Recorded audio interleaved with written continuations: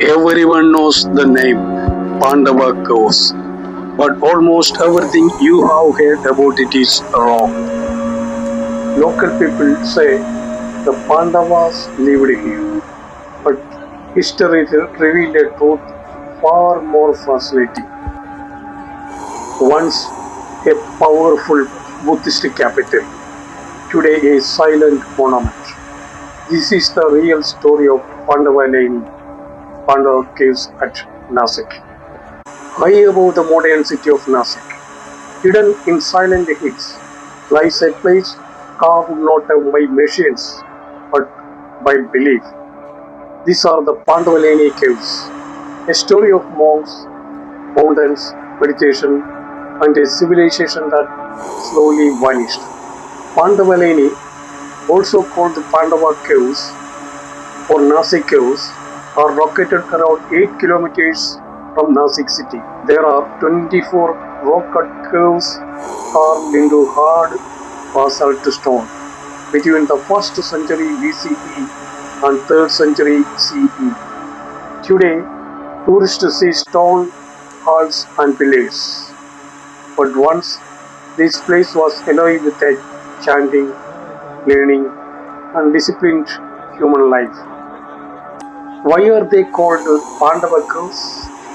Local legend says the Pandavas from the Mahabharata lived here during exile, but history tells a different story. Archaeologist inscriptions reveal that these caves are Buddhist monasteries created long after the Mahabharata era. The name Pandavleni came from folklore, not fact. Yet legends survive because the silence of these caves made people imagine heroic stories. These caves built by Buddhist monk with the support of powerful rulers like Satavahanas and Chaitya, merchants, traders, kings, ministers, even foreign donors contribute to their construction.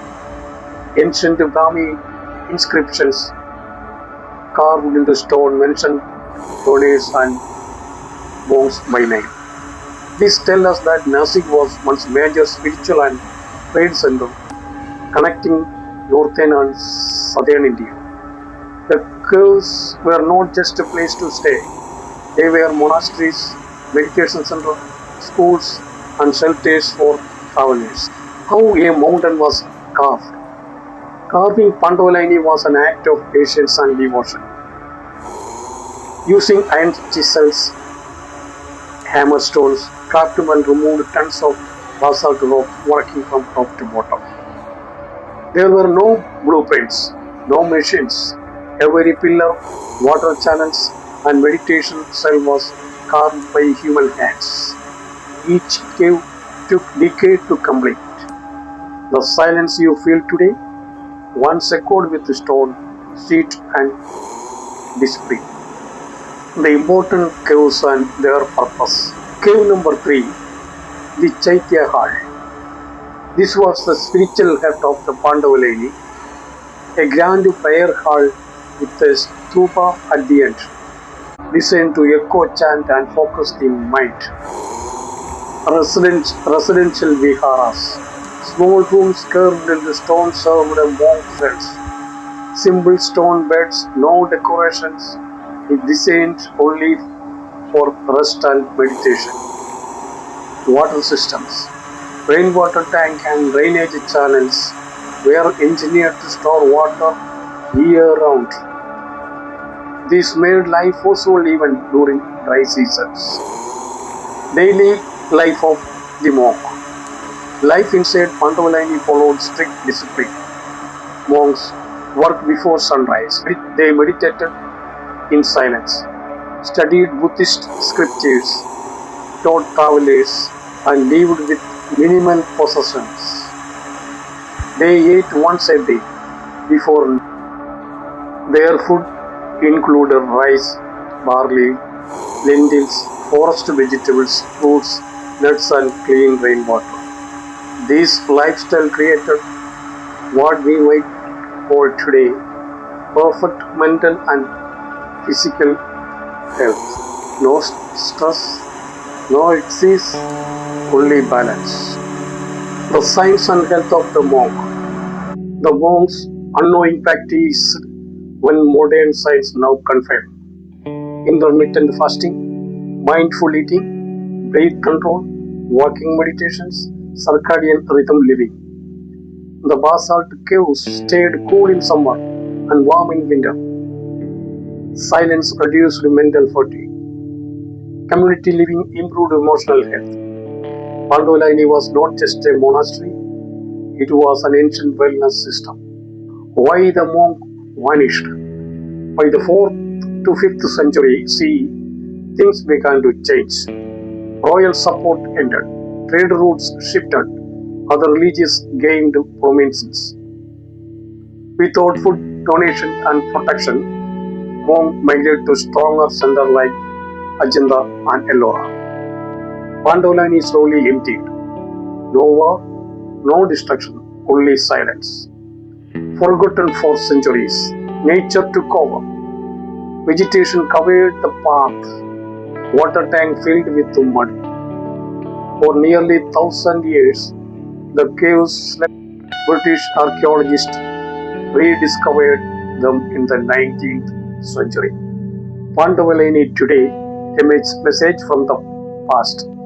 Today, Pandavleni stands as a protected archaeological site. Tourists walk where monks were once walked barefoot. These caves remind us that true power lies not in conquest, but in control of the mind. Pandavleni is not just history carved in stone, it is lessons. That simplicity creates strength, silence creates wisdom, and time remembers those who lived with the disappearance of Pandavleni. For almost 400 years, the caves of Pandavleni were alive with chanting, meditation, and Buddhist teachings. And then slowly everything fell silent. Here is the real historical change that explains how and why the monk disappeared from Nashik. Buddhist monasteries survived because kings donated food, land and money. During the early centuries, Satavahanas rulers supported the monk in Nashik.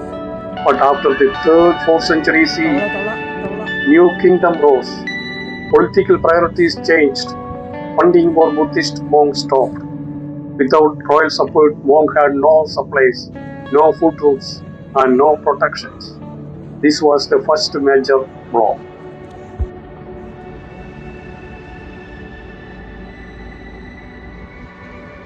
The energy of the caves. Pandavleni was not just a place to live, it was a natural health engineering marvel.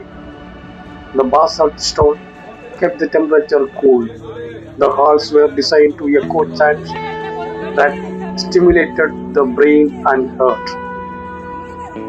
Even today, when you stand inside these caves, you can feel the vibrations of ancient meditations, the echoes of breaths, and the calm energy that once healed hundreds of monks. What are the main caves? Cave number 3, the Great Chaitya Hall, a grand prayer hall with a stupa at the edge. Wooden architecture has been carved into the stone. This was the heart of Buddhist worship.